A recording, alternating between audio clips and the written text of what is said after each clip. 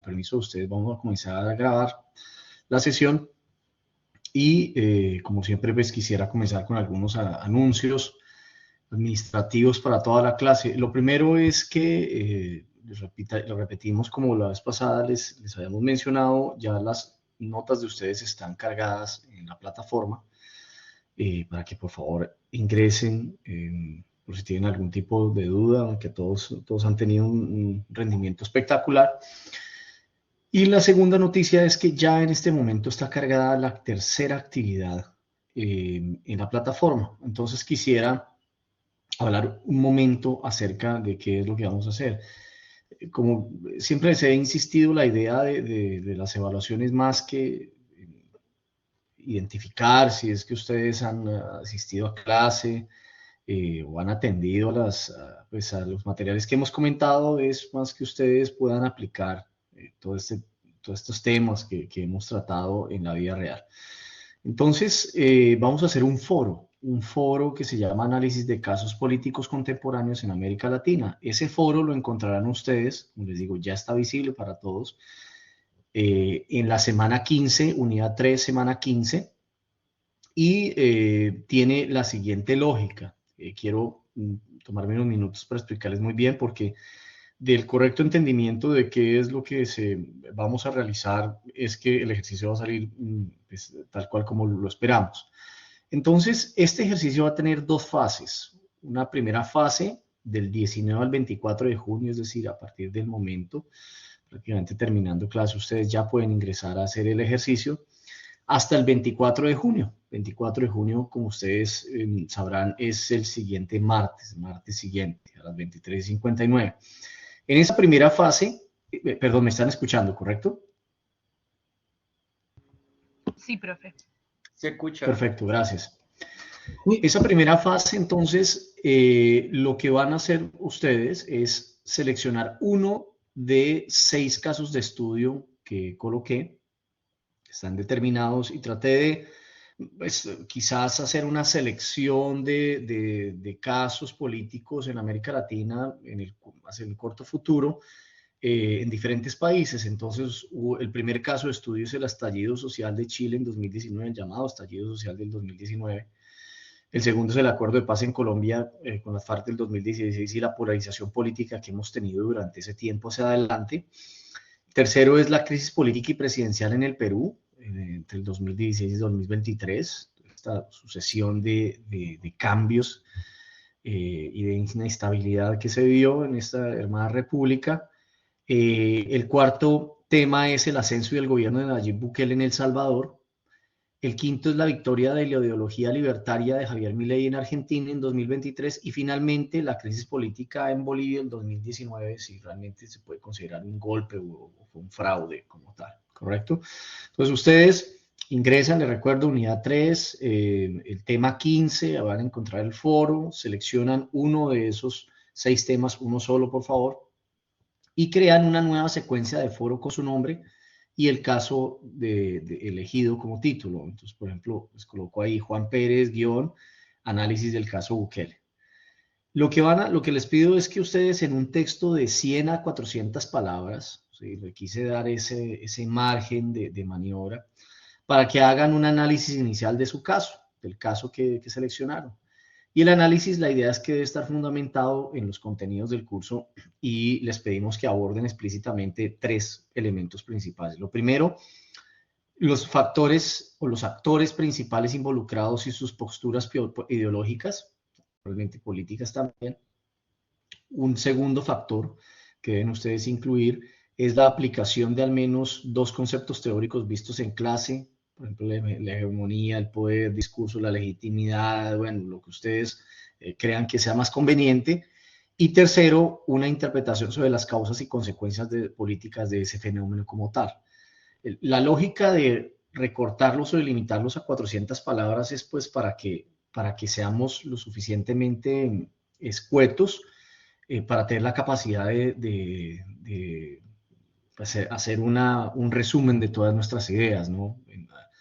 Hay un viejo dicho español que es que si lo bueno es breve es dos veces bueno, ¿no? Tal vez ustedes lo conocerán en Chile. Entonces la idea es limitarlos, ¿no? Y obviamente que no se termine volviendo tampoco una especie de ensayo electrónico.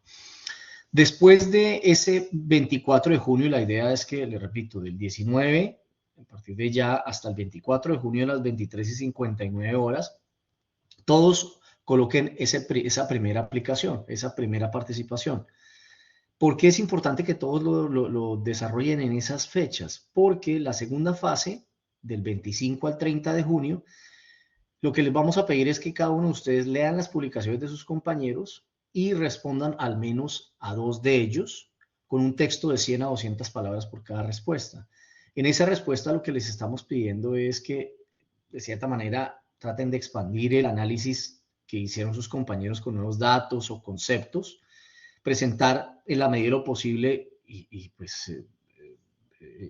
de manera, como sugerencia, en una forma respetuosa, ¿no? La idea es que, aunque estemos pensando diferente, pues podamos decirle o presentarle nuestras ideas contrarias a nuestros compañeros sin necesidad de entrar en una confrontación personal. Hay que ser fuerte con las ideas, duro con las ideas, pero muy blando con las personas.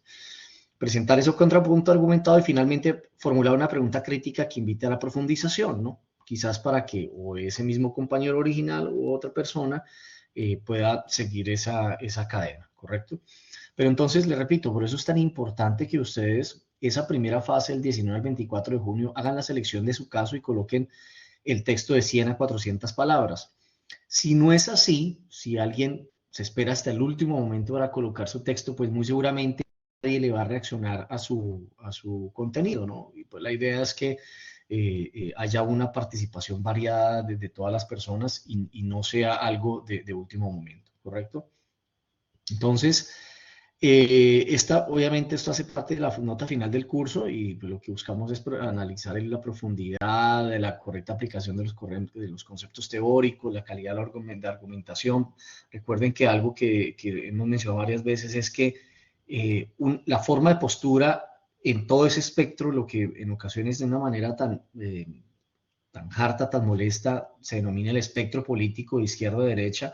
Aquí no hay respuestas correctas o incorrectas, ¿sí? Ustedes pueden pensar como bien lo puedan, pero la idea es que sí haya profundidad en el momento del análisis, no simplemente sea un contenido o un comentario elemental de estoy de acuerdo, me parece fantástico lo que piensas, sino pues le metamos un poco más de conciencia profesional a la actividad.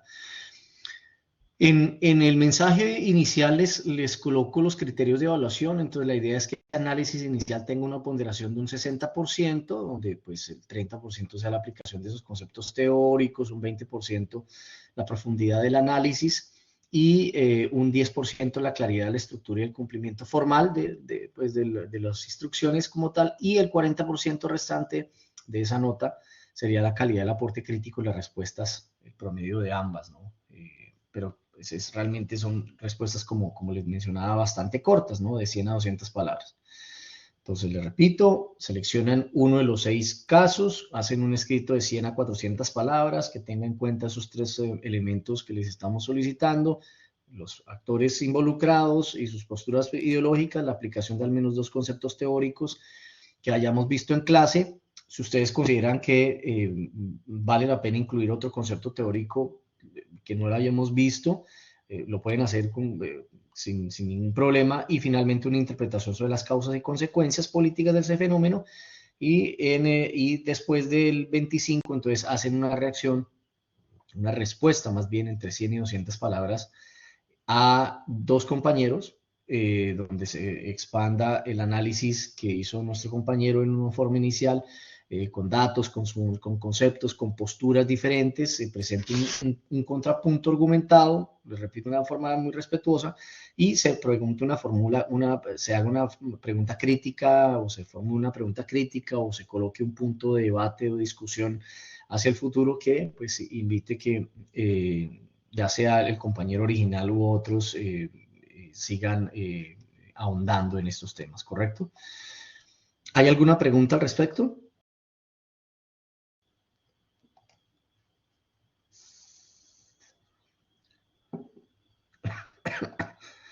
Bueno, creo que no hay ninguna Profe, pregunta. sí, sorry, consulta. Esto es, deben ser hasta dos preguntas de compañeros distintos, ¿cierto? Como dos trabajos de compañeros distintos. O sea, en el caso mío, con Juanito y con Pedrito, por dar un ejemplo.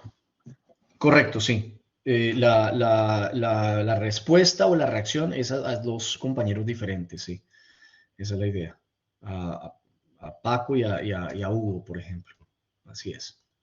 De 100 a 200 palabras, ¿vale? Vale, vale, gracias.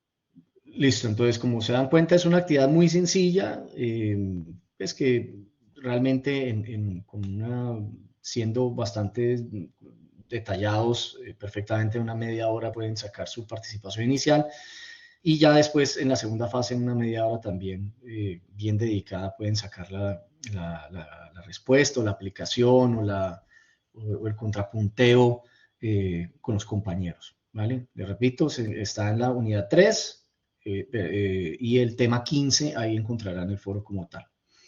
Pues bueno, entonces, ya así las cosas, entonces vamos a dar inicio a la sesión del día de hoy.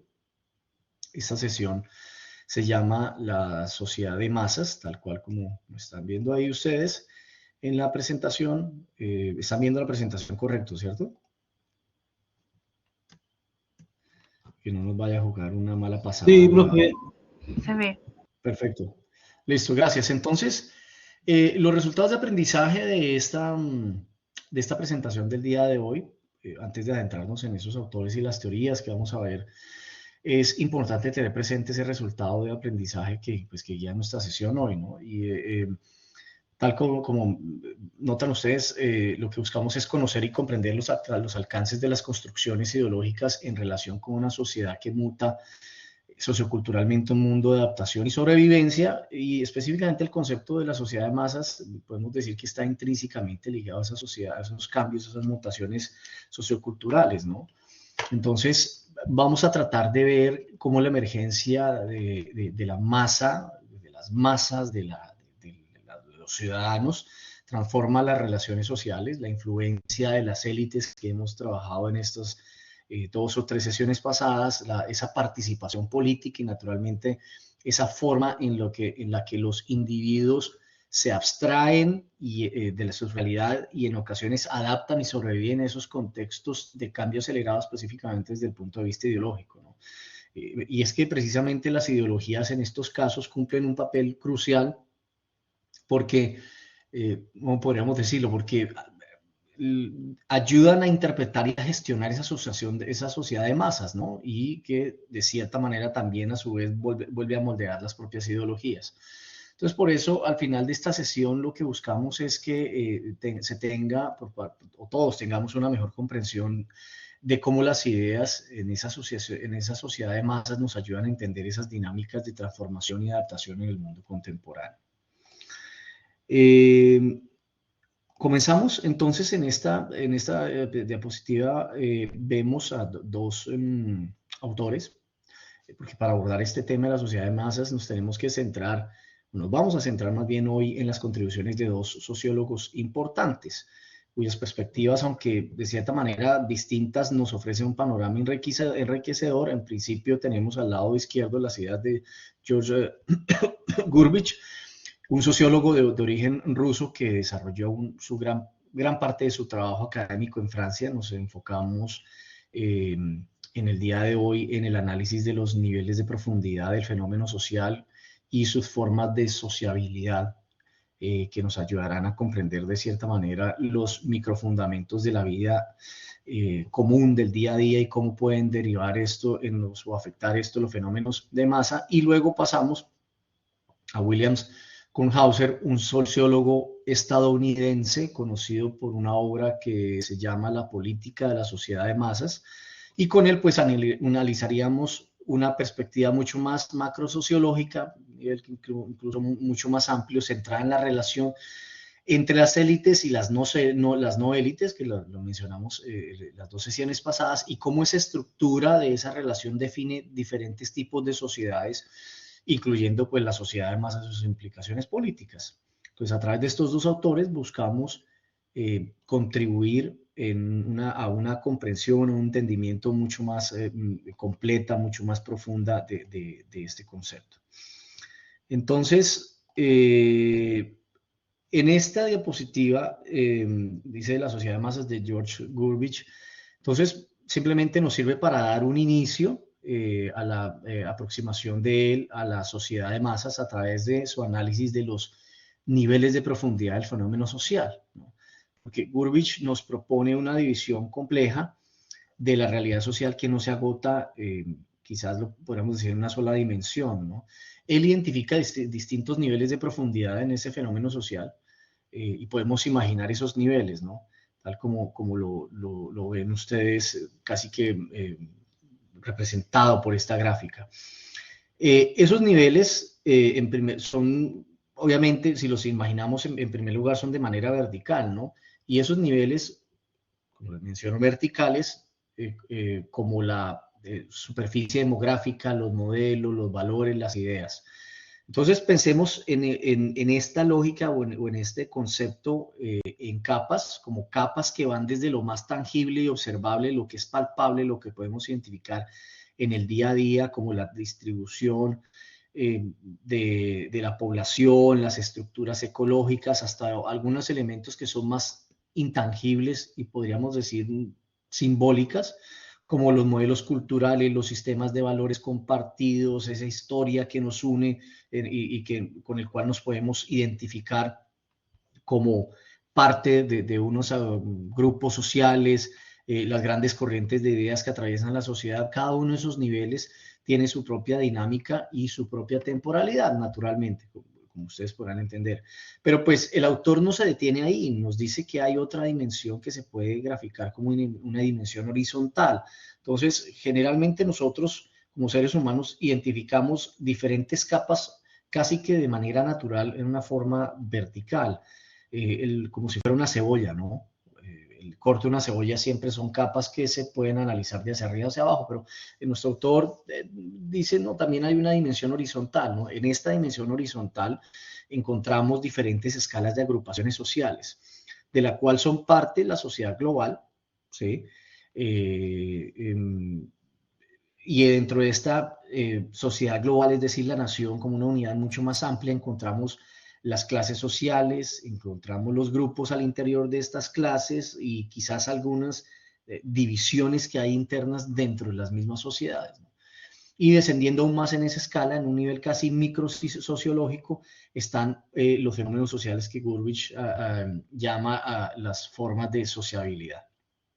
Estas llamadas formas de sociabilidad son cruciales para nuestro tema, porque pues el autor las define como las formas que son de dos tipos, son unas formas de dos vertientes, como de dos acepciones, lo que somos nosotros y lo que son los otros. Algunas traducciones lo hablan de ellos, pero remitamos a lo que la ayuda nos menciona, a lo que son nosotros y los otros. Esta distinción elemental entre el grupo al que pertenecemos y los grupos externos es la base de cómo nos relacionamos y cómo se estructura la interrelación social a un nivel muy fundamental, ¿sí? Porque precisamente la idea de esa imagen, de esa red interconectada, como vemos en la diapositiva, nos puede ayudar a visualizar esas múltiples interacciones y niveles que nuestro autor describe, ¿no?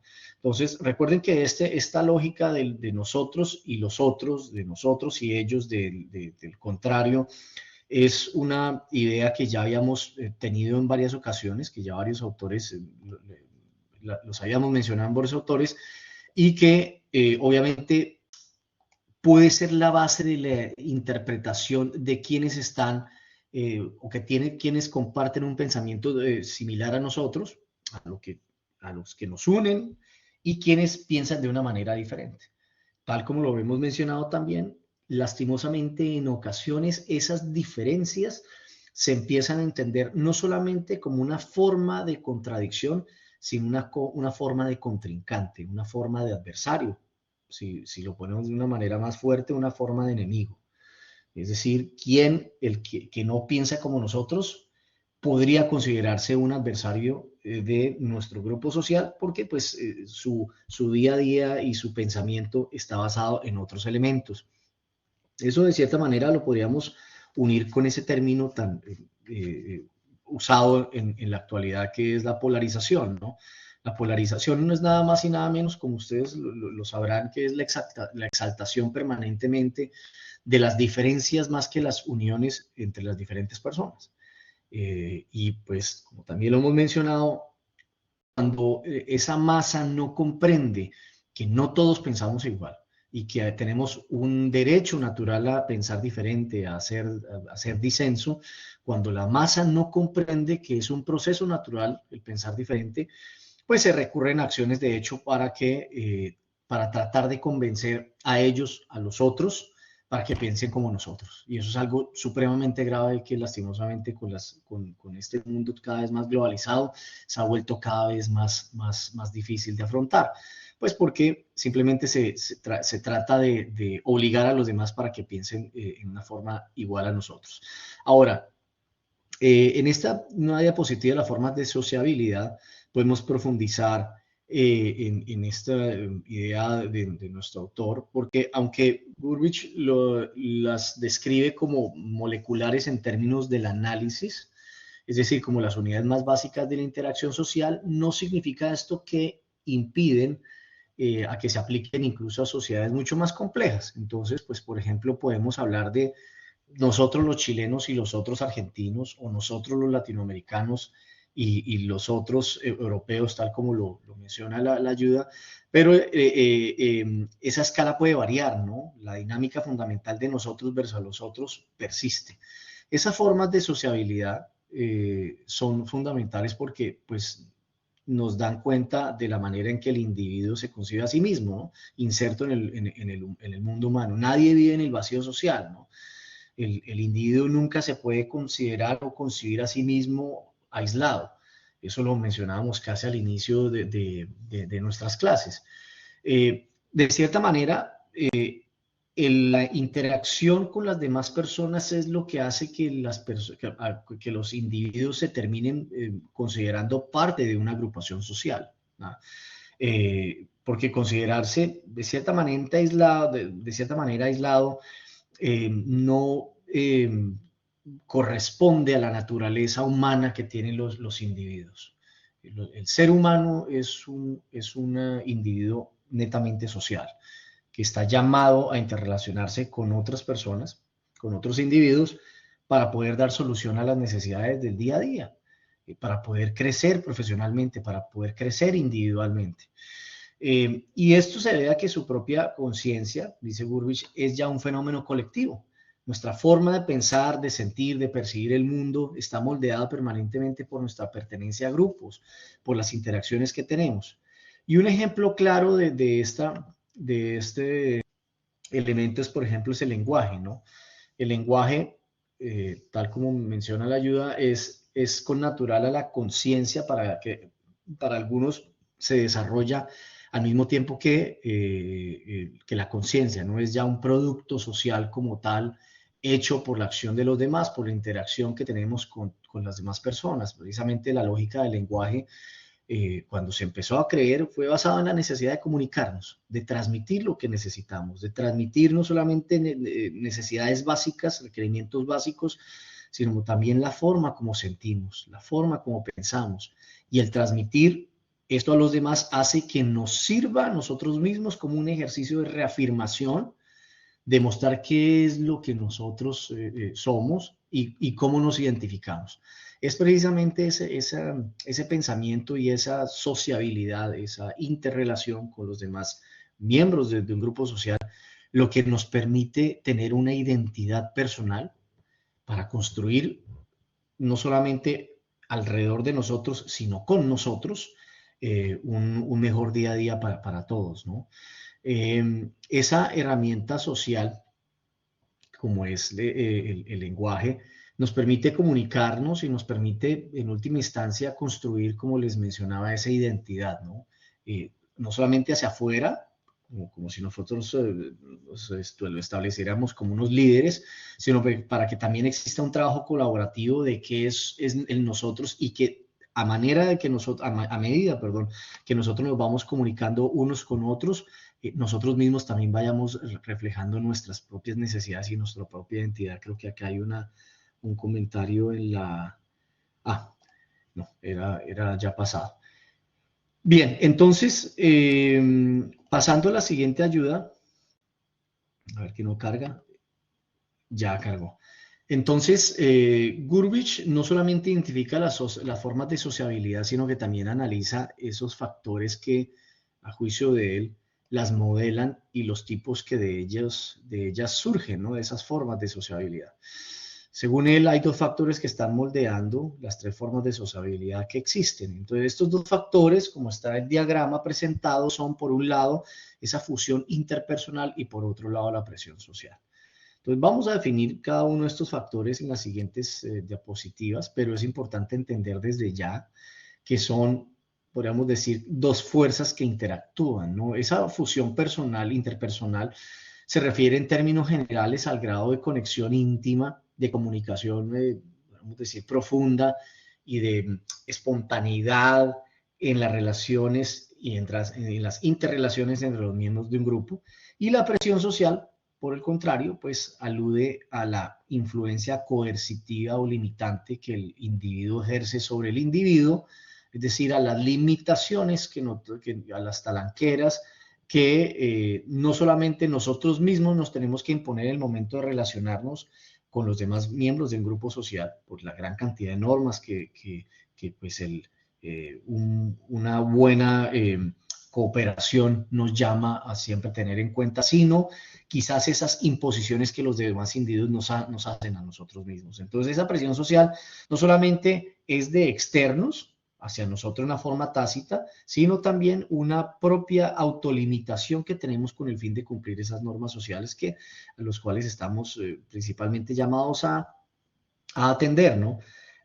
Para algunas personas quizás esa forma de presión social es el establecimiento o la imposición casi que de facto de normas morales, de principios de ciudadanía, de buenas maneras, si se puede utilizar la expresión, que pues claro, naturalmente limitan la forma como nosotros nos estamos interrelacionando con los demás y que forjan hasta cierto punto lo que somos nosotros, la identidad de nosotros mismos. La identidad personal no solamente se moldea personalmente, valga la redundancia, por todo lo que nosotros podemos y queremos manifestar, sino también por todo lo que nosotros estamos obligados a callar o a limitar, ¿correcto? Ahí es donde muchas veces el debate entra de hasta dónde va la independencia, hasta dónde tenemos nosotros la libertad, si realmente tenemos la capacidad de hacer todo cuanto se nos venga en gana, o más bien por el contrario, para poder vivir en una forma civilizada tenemos que moderar nuestra conducta, nuestro lenguaje y nuestras intenciones con el fin de no afectar a los demás. Podemos tener toda la libertad que nosotros queramos hasta el punto de no afectar a los demás miembros de un grupo social, ¿no?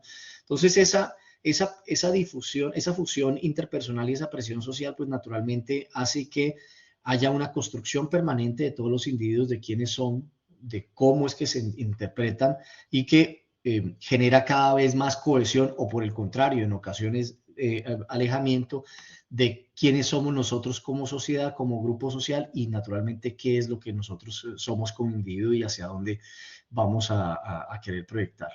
Del juego y la combinación variable de esos dos factores, de la fusión interpersonal y de la presión social, el autor deriva tres tipos ideales o formas que están en la parte de abajo, ¿no? La masa, la comunidad y la comunidad. Entonces, como el diagrama lo indica, esos factores, esas formas están en interrelación dinámica, ¿no? No son estáticas, son permanentemente dinámicas, se están afectando unos con otros y crecen o se limitan en la medida de que se establezca una comunicación entre estos factores. Y también describen diferentes calidades, cualidades y texturas de la vida social, ¿no? En las próximas diapositivas vamos a desglosar cada factor un poco más y veremos cómo su combinación da lugar a la masa, a la comunión y a la comunidad, ¿vale? Pasamos a la presión social. analizando, pues, para comenzar, quizás el primer factor que moldea las formas de sociabilidad, pero pues precisamente Gurvich a qué se refiere con ese término, ¿no? Entonces la presión social, tal como le pueden ustedes leer, es un factor que se refiere a la incidencia que tiene sobre cada individuo el hecho de formar parte de un conglomerado, de una colectividad, es decir, por el simple hecho de pertenecer a un grupo, experimentamos ciertas fuerzas que nos moldean. Esa colectividad de alguna manera pues limita sus posibilidades, limita la libertad. Pensemos en las normas sociales, en las expectativas del grupo, en las costumbres, en las leyes, en todas ellas que son manifestaciones de esa presión social, que nos indica qué es aceptable y qué es no. Por eso les hablaba hace unos minutos de la moral, ¿no? ¿Qué debemos hacer? ¿Qué debemos evitar? Entonces, Gurvich destaca aquí que existe una relación dialéctica, ¿no? Entre qué elementos, por un lado, esa fusión interpersonal, uno de los factores, que como veremos se asocia a la libertad y la comunicación espontánea y presupone pues la manifestación de la libertad de la comunicación, pero por otro lado, esa misma vida en grupo supone también una influencia de la presión social de la colectividad. Y esta presión social, por el contrario, pues tiende a abrumar al individuo y tiende a presionarlo, ¿no? En ocasiones a darlo o lastimosamente también lo podríamos hacer a esclavizarlo. Entonces hay una tensión constante, una necesidad de pertenencia y de disfrutar esos beneficios de la vida social que vienen acompañados de una cierta renuncia a la autonomía individual absoluta, porque definitivamente podemos decir que esa presión social es una fuerza que nos conforma, que nos obliga a aceptar esas expectativas del grupo que puede ser tanto funcional para la cohesión social como en sus extremos opresiva como para el individuo, ¿no? Entonces puede ser que refleje o resalte las mejores intenciones de lo que queremos como grupo social, como sociedad, pero que también puede llevar a una interacción negativa para los deseos y los requerimientos personales de los individuos, ¿no? Esa imagen de la multitud agrupada dentro de una silueta de globo de diálogo puede simbolizar de cierta manera la voz colectiva y la presión del grupo que obliga a moldear y a veces ahogar las voces individuales, ¿no? Nuevamente, como les mencionaba, es el problema grande al cual nos enfrentamos cuando esas voces de masa obligan a que las personas actúen en una forma contraria a sus propios ideales y peor aún, que en ocasiones actúen en contra de la lógica y de las normas que nos hacen a nosotros seres humanos. Las masas, la particularidad de las masas, como también lo hemos mencionado en ya varias ocasiones, es que en ocasiones no piensan, no actúan con una forma lógica de raciocinio, sino siguiendo quizás un entendimiento de las necesidades que en ese momento se están requiriendo. Por ejemplo, las barras bravas de algunos deportes, por ejemplo, del fútbol, donde pues básicamente en ocasiones se terminan volviendo incontrolables porque quizás muy a pesar de ir en contra de lo que los individuos podrán pensar en su momento, de por qué voy a atacar los miembros de otro equipo, simplemente por el hecho de que tienen otra camiseta de un color diferente o siguen a otros jugadores, no, simplemente se deja a un lado ese pensamiento individual y se empieza a actuar presionado por lo que esperan las masas. Entonces simplemente la masa espera que defendamos nuestro equipo a rajatabla y frente a los demás, a ellos, a los otros, lo único que podemos manifestar es violencia o es agresión. Y pues eso hace que esa presión social pues obligue a que los individuos actúen lastimosamente en formas contrarias a lo que muy seguramente harían si estuvieran completamente solos. Esa fusión interpersonal es el segundo factor. Este concepto se sitúa de cierto modo en el polo opuesto a la presión social externa y coercitiva, ¿no? Tal como ustedes pueden leer, la fusión interpersonal es un concepto que se refiere al grado de acción mutua, al grado de comunicación interpersonal que existe entre las personas que forman parte de un mismo nosotros, ¿no? Y entonces el autor en este momento pues nos dice que realmente no se trata de una interacción superficial o meramente funcional, sino una conexión más profunda y significativa.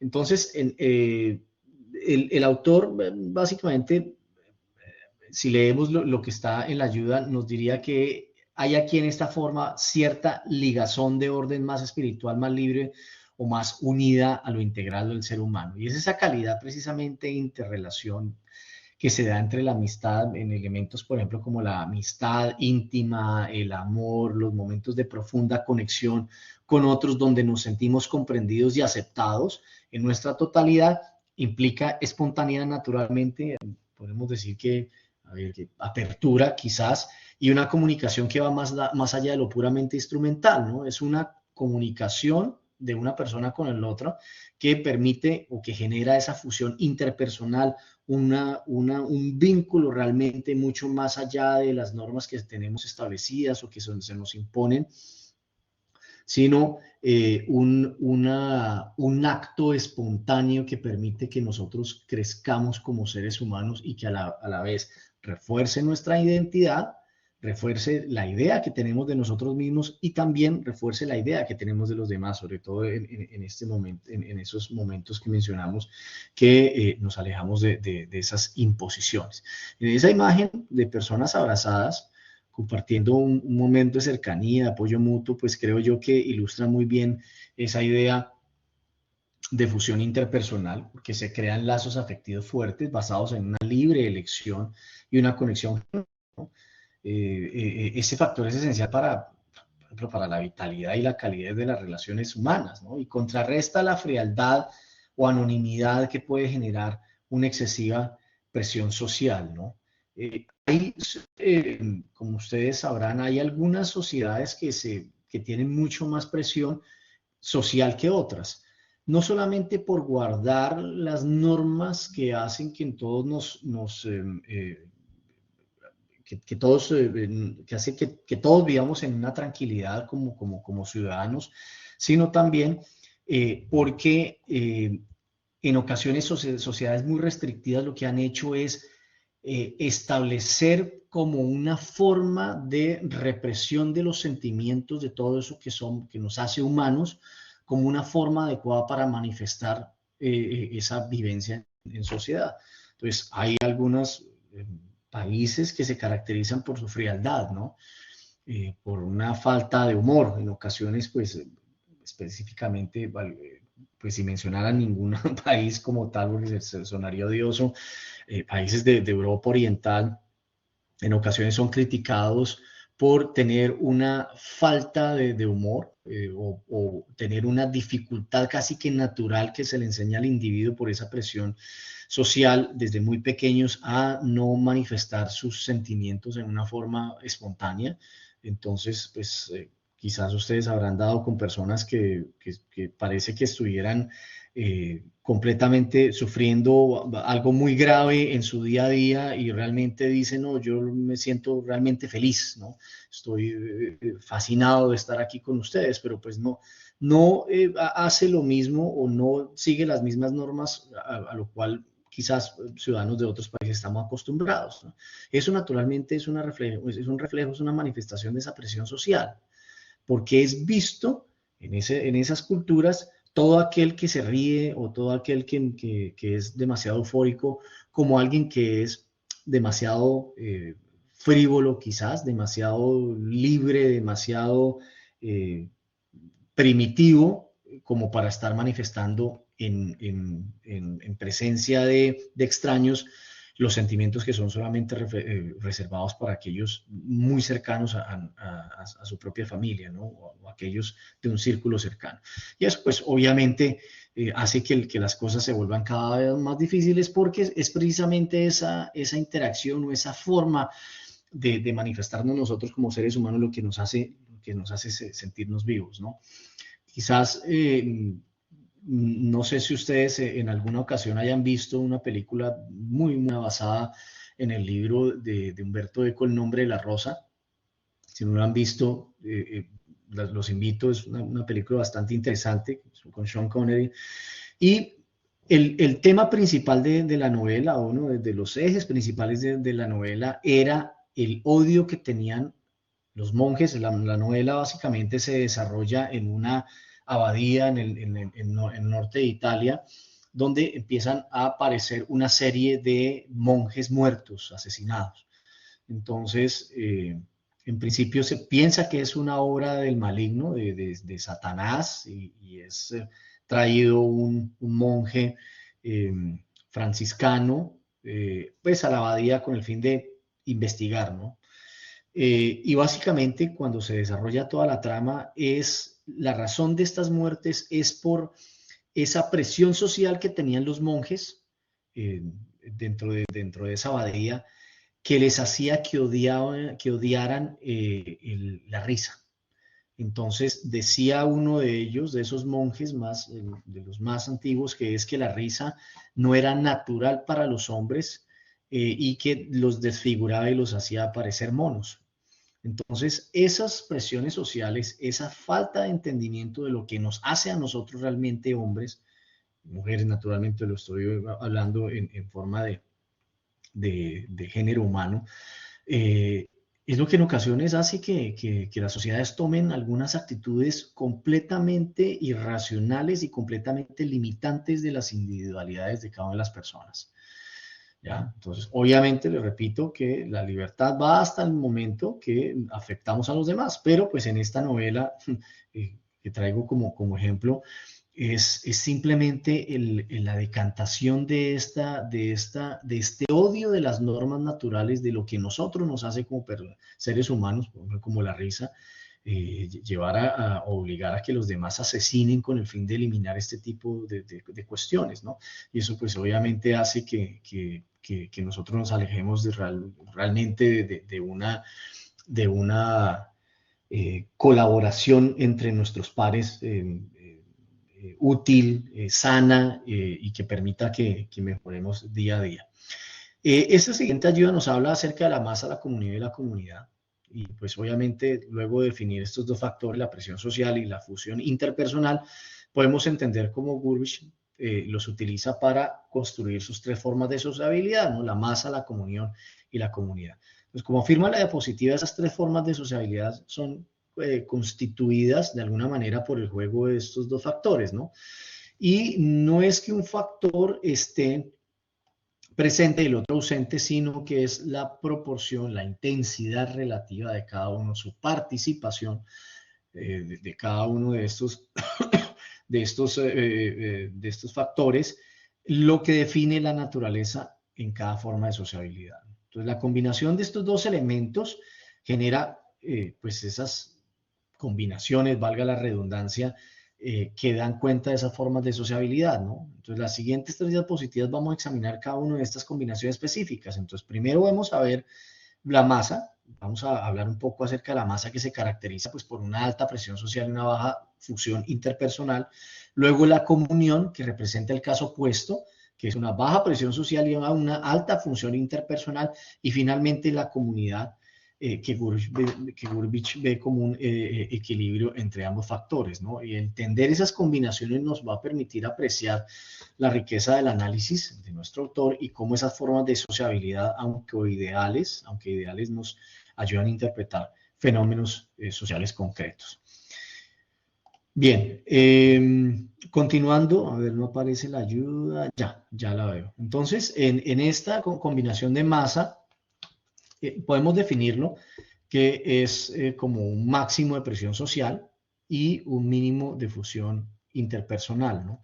Entonces, imaginemos una situación donde los individuos, a ver, por ejemplo, estén fuertemente sometidos a unas fuerzas externas que los unifican o que los dirigen, pero donde hay muy poca o ninguna conexión personal, afectiva o comunicativa entre ellos. Es una masa, ¿no? Los individuos son anónimos, son intercambiables. La cohesión no viene de lazos internos, de una voluntad compartida o una comunicación profunda, sino de una fuerza externa que los aglutina, que los homogeneiza, que casi que los estandariza, o de una emoción colectiva muy básica y a menudo irracional, como es el caso de las barras bravas de los deportes que me mencionaba hace unos minutos, ¿no? Entonces pensemos, por ejemplo, en una multitud en pánico, ¿no? O una audiencia pasiva frente a un espectáculo mediático muy potente, donde pareciera que las expresiones de esas masas no corresponden a lo que son los individuos, ¿no? Entonces hay una acción o una emoción común, pero no hay verdaderas relaciones interpersonales significativas, ¿no? Cada individuo está aislado dentro de ese colectivo y aunque actúe en sintonía con los demás debido a la fuerte presión del momento o el mensaje dominante, pues siempre hay una evolución que casi que en ocasiones no es esperada. Esta forma de sociabilidad, la masa, es particularmente relevante para nuestro tema general, ya que muchas teorías de la sociedad de masas podríamos decir que se centran en cómo esas sociedades modernas pueden generar esas condiciones de alta presión y bajo contacto interpersonal auténtico, haciendo que los individuos sean más susceptibles a la manipulación o a los comportamientos colectivos poco reflexivos, ¿no? Si nosotros damos también un ejemplo mucho más amplio, quizás a un nivel macrosociológico. Pensemos en su momento en la Unión Soviética. Claro que ese caso tal vez lo habíamos mencionado brevemente en las primeras interacciones que tuvimos en esta clase. La Unión Soviética era básicamente una organización política que unía a través de una unión de repúblicas socialistas soviéticas, un montón de grupos que tenían diferentes historias, ideologías, lenguajes, culturas, entendimientos del día a día, tradiciones, pero que de cierta manera bajo una lógica de una ideología política de hacia dónde tenía que ir caminando el Estado, se imponía casi la necesidad o la interpretación de qué requerían los individuos en el día a día para vivir. Entonces, podría decirse que se genera una despersonalización por completa del individuo, hay un máximo de presión social, ¿sí? Porque había que vivir conforme a los estándares que estaba exigiendo la Unión Soviética. Yo no estoy, ni más faltaba criticando, recuerden que aquí ponemos son ideas solamente, eh, porque quizás alguien considera que la forma como la Unión Soviética funcionaba era correcta, bueno, pues podemos disentir, pero pues hay un máximo de presión social, ¿no? Hay un mínimo de fusión interpersonal. Por ejemplo, antes de pasar a la siguiente ayuda, se me viene a la cabeza un fenómeno que es chileno y al cual los artistas colombianos le tienen muchísimo miedo y es la participación en este Festival de Viña del Mar, ¿no? Entonces, mencionan varios artistas colombianos, no sé si esto siga existiendo, yo creo que sí, es que la masa, los asistentes a Viña del Mar tienen una forma de ser convencidos sí o no, y esa masa como tal reacciona en ocasiones violentamente ante aquellos artistas que para los asistentes no dan la talla o no son lo suficientemente buenos y quizás en ocasiones pues rompen con esas normas de buenas costumbres o de decencia. Quiero que no se sientan afectados, insultados, ni mucho menos, sino pues reaccionan porque a la verdad, esa masa en Viña del Mar se considera a sí misma como jueces, o sea, no son solamente unos espectadores inermes que asisten para ver un espectáculo, tener que aguantar un espectáculo malo o disfrutar un buen espectáculo bueno, sino que se interpretan como parte de la tradición de tomar decisiones. Un circo romano también podría ser, ¿no? Entonces es una forma de cómo las personas reaccionan en ese ejemplo que da nuestro compañero. Un circo romano es exactamente igual. ¿Cuántas personas realmente en sus cabales pensarían en decidir la vida o la muerte de una persona que está dando algún tipo de espectáculo, simplemente para a través de un pulgar arriba, un pulgar abajo, el emperador o el representante del Estado en ese momento decida si la persona debe continuar con vida o no? Es una máxima de presión social y las personas, quizás muchas, habrán algunas pocas que efectivamente les gusta ver la sangre y la muerte en vivo y en directo, pero muchas otras simplemente están siguiendo la idea con el fin de no ser excluidas, con el fin de no ser señalados con el dedo, con el fin de no tener que dejar de considerarse dentro de esa lógica del nosotros y pasar al ellos. Sobre todo porque cuando en ocasiones hay una forma de división social, una forma de casi que de un desarraigo o una forma de eliminar a las personas, es el considerarlos, usted ya no es de los nuestros, usted es de los otros, ¿no? Entonces, pues eso afecta sobre todo a las personas cuando los grupos sociales son bastante unidos, ¿no?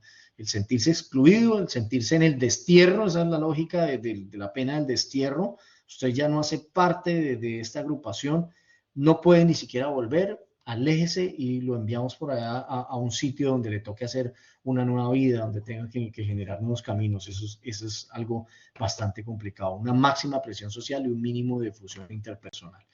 Ahora, en la siguiente ayuda, hablamos acerca de esa combinación de comunidad, ¿no? Entonces, en la combinación de comunidad, según Gurbich, se caracteriza por un equilibrio de esa presión social y un equilibrio de la función interpersonal. Y aquí pues encontramos, podríamos decir, que podríamos mencionar, una armonía entre las demandas del grupo y la autonomía y conexión personal de sus miembros, ¿no? Entonces, en una comunidad existe pues una estructura social, unas normas compartidas, una cierta presión para mantener la cohesión y los objetivos comunes, un equilibrio de presión social, pero al mismo tiempo hay un espacio amplio, el mejor de las situaciones para las relaciones personales significativas, ¿no? Para esa comunicación, para el afecto, para el reconocimiento mutuo, que es lo que les decía, es el equilibrio de función, de esa función interpersonal. Entonces, la comunidad no anula al individuo en nombre del colectivo, como tiende a hacer la masa, ni se disuelve en una pura espontaneidad sin estructura, como veremos en la comunidad, perdón, en la comunión, pero más bien es un tipo de sociabilidad donde la pertenencia al grupo y a la individualidad pueden coexistir de manera más o menos balanceada. Pues pensemos, a ver, por ejemplo, en una asociación vecinal bien cohesionada, en un barrio, ¿no? En una comunidad que comparte quizás algo que es de lo más fundamental de las personas, que es el lugar donde viven, ¿no? Hay quizás, a mi juicio, dos o tres círculos sociales donde las personas realmente se sienten a gusto. Uno, naturalmente, es el compartir la vivienda, o por lo menos el sector donde se vive, porque naturalmente los seres humanos sienten que compartir este tipo de detalles hacen parte de su vida bastante íntima. Y un segundo elemento es, por ejemplo, compartir la mesa con obviamente para alimentarse, para tomar los alimentos, con personas con las cuales uno tenga algún tipo de interrelación o de una fusión interpersonal bastante grande, ¿no? Es un tipo de sociabilidad donde esa pertenencia al grupo y a la individualidad pueden coexistir de una manera más o menos balanceada.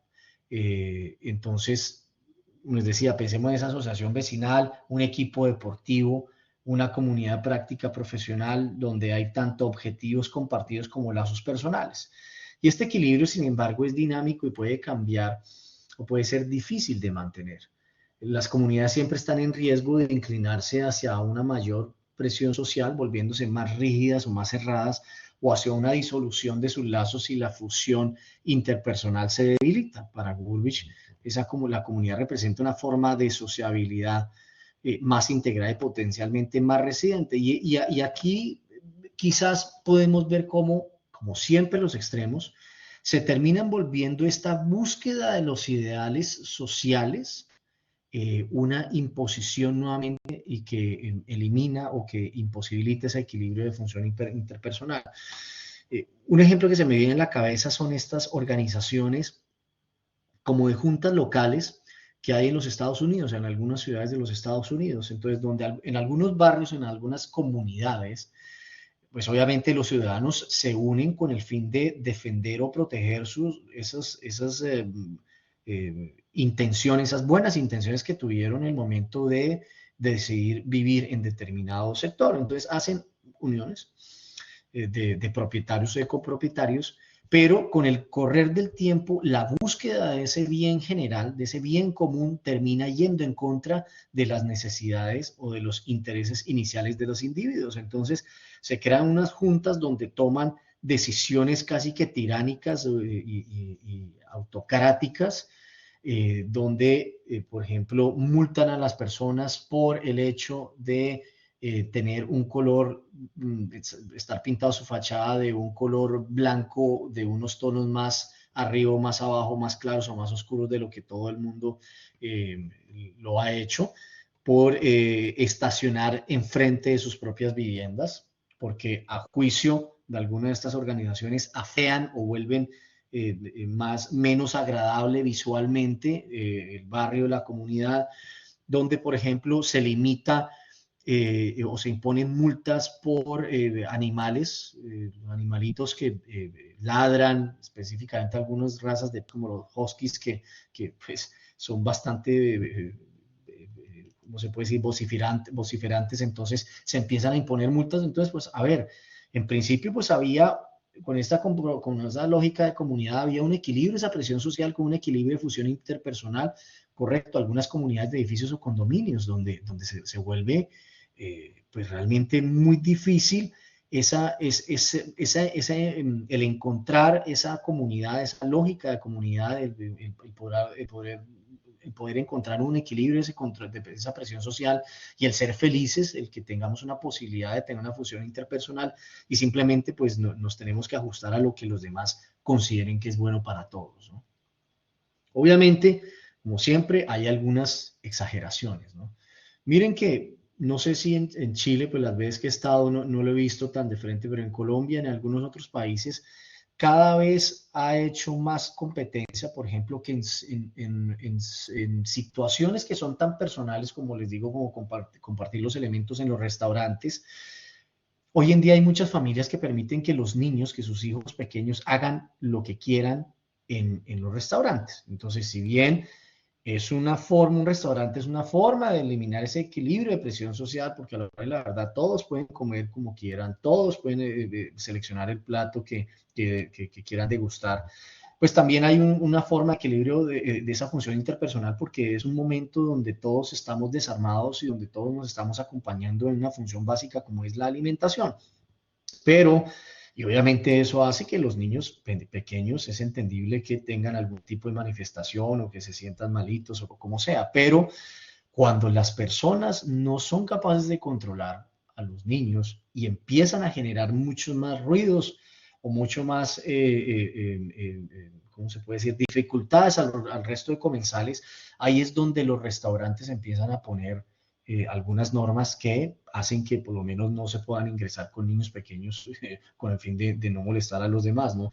En el Reino Unido es muy normal encontrar letreros pues que de cierta manera son jocosos, pero pues que se entienden qué es lo que el restaurante impone. Dice, todos los niños que se porten mal serán llevados aparte y vendidos como esclavos, ¿no? Pues obviamente es un chiste, es un gracejo, pero que le está diciendo a las personas, esto es un espacio de comunidad, es un restaurante una zona social donde ustedes pueden comportarse como ustedes quieran, donde pueden librarse de la presión social, nadie los va a criticar, nadie les va a venir aquí a decir absolutamente nada, pero también entiendan que esa función interpersonal tiene algunas limitaciones que eso es importante tener en cuenta en todo momento. Y finalmente llegamos a esa combinación de comunidad, que es la comunión, esa combinación de comunión, donde esta forma de sociabilidad representa momentos de intensa conexión interpersonal. Si se dan cuenta ahí, hay un mínimo de presión social y un máximo de fusión interpersonal, ¿no? Y es que esta forma representa esa intensa conexión, ¿no? Con gran espontaneidad y libertad, donde las estructuras formales y las presiones del grupo son mínimas, un máximo de fusión interpersonal. Perdón, las presiones del grupo, digamos así, que son mínimas o están temporalmente suspendidas, están limitadas, ¿no? Entonces, en esa comunión, en esa forma que nos presenta el autor, lo que une a las personas es, que podríamos decir, es una profunda experiencia compartida, ¿no? Es una empatía muy fuerte, una sensación de unidad que brota desde adentro, desde la conexión emocional o espiritual. Entonces pensemos en un grupo de amigos íntimos, por ejemplo, compartiendo una experiencia muy significativa, un movimiento social, una victoria en sus carreras o en sus familias, un matrimonio, por ejemplo. Un movimiento social en fases iniciales de efervescencia, un entusiasmo compartido, una experiencia quizás religiosa, o estética muy profunda vivida en conjunto, ¿no? Hay una sensación de trascender las individualidades para fundirse en un nosotros vibrante y emocional, ¿no? Donde nuevamente nos encontramos todos unidos y reconocidos como una agrupación por eso, por ese elemento que nos ha llevado a juntarnos, ¿no? Pero sin embargo, esa comunión por su propia naturaleza de máxima fusión interpersonal y una mínima estructura tiende a ser efímera, ¿no? Es difícil sostener a lo largo del tiempo sin que eventualmente surjan algunas formas de organización o normas, es decir, sin que aumente esa presión social o sin que la intensidad emocional decaiga. El ser humano por naturaleza tiende a organizarse socialmente. Cuando hay un grupo de personas y es necesario tomar una decisión, generalmente hay algunos individuos que buscan manifestar sus dotes naturales de líder, no con el fin de presionar, sino con el fin de establecer organización y dirección, pero que con el transcurso del tiempo hace que aumente la presión social, porque quizás habrán algunos individuos que no acepten a ese líder nato como el líder y le dicen, venga, usted, ¿quién le dijo a usted que tiene la potestad para venir a tomar decisiones por todos o a venir aquí a mandarnos? Pero mal que bien, el resto de personas que quizás estén de acuerdo con esas actuaciones del líder natural van a empezar a ejercer una presión social en contra de esas personas que van en contra o que están, que tienen aversión a ese autonombrado líder, ¿no? Y obviamente eso hace que la intensidad emocional de estar todos unidos y de estar todos compartiendo un momento significativo, pues termine decayendo. A medida de esos momentos de comunión son cumbres en la experiencia social, pero luego tienden a transformarse en formas más estables como la comunidad o disolverse, ¿no? Eso quizás es el día a día de todas las agrupaciones, principalmente políticas. Los nuevos partidos políticos, lo que se puede ver es que se generan con base en una efervescencia o en una unidad de algunos elementos que hacen que los individuos se sientan parte de una misma lógica, pero con el correr del tiempo, pues naturalmente empieza a perderse esa euforia, porque empieza a crecer esa presión social. Empieza a sentirse algunos individuos de esa agrupación inicial cohibidos, coercionados por los demás simplemente por el hecho de no compartir muchas de las ideas que en su momento quizás se buscaban compartir o se esperaban compartir. ¿Ok?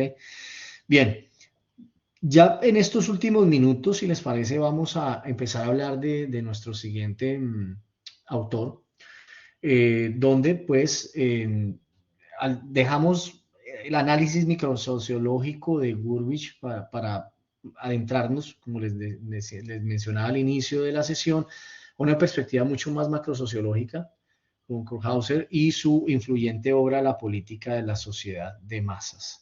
Y el autor define sociedad de masas de una manera muy particular, ¿no? Centrándose en la relación entre las élites y las no élites. Eso ya lo habíamos mencionado en su momento con otros autores. Porque para él la sociedad de masas es un sistema social, como ustedes lo pueden leer en la ayuda, en el que las élites que son inmediatamente accesibles a la influencia de las no élites y estas últimas son inmediatamente movilizables por las élites. Un poco evolución a un nivel mucho más amplio, mucho más rico en elementos quizás, pero pues que no desdice, por el contrario, en ningún momento lo que decía Gurvich. Entonces analicemos esta definición, ¿no? Entonces las élites inmediatamente accesibles a la influencia de las no élites, porque pues la definición que nos trae este autor es un poco enredada quizás. Élites inmediatamente accesibles a la influencia de las no élites. Pues eso significa quizás que los grupos dirigentes políticos, económicos, culturales, sociales, religiosos, son vulnerables a las presiones directas y a menudo poco mediadas de la población general. No hay suficientes barreras o instituciones intermedias que filtren o moderen esas influencias. La segunda parte de la definición son las no élites inmediatamente movilizables por las élites. Entonces, a la inversa, la población general, las masas, ¿sí? Los seres humanos, los ciudadanos, la persona de a pie, está expuesta a la manipulación y a esa movilización directa por parte de las élites. También debido en ocasiones por la falta de estructuras intermedias que puedan ofrecer protección o anclaje por ejemplo, a perspectivas alternativas. Esa doble condición de accesibilidad y movilizabilidad directas sin intermediarios fuertes es lo que caracteriza para nuestro autor a la sociedad de masas y la hace propensa a esa inestabilidad de los movimientos extremistas. Es decir, las élites y las no élites se pueden modular y se pueden intervenir, se pueden modificar entre ellas mismas de manera permanente y no existe una barrera, un filtro natural, un elemento, una organización que permite que haya un balance en este tipo de relaciones, ¿no? Entonces, esas fechas bidireccionales que están en la presentación entre élites y no élites en el diagrama, pues intentan representar esa relación directa y potencialmente volátil.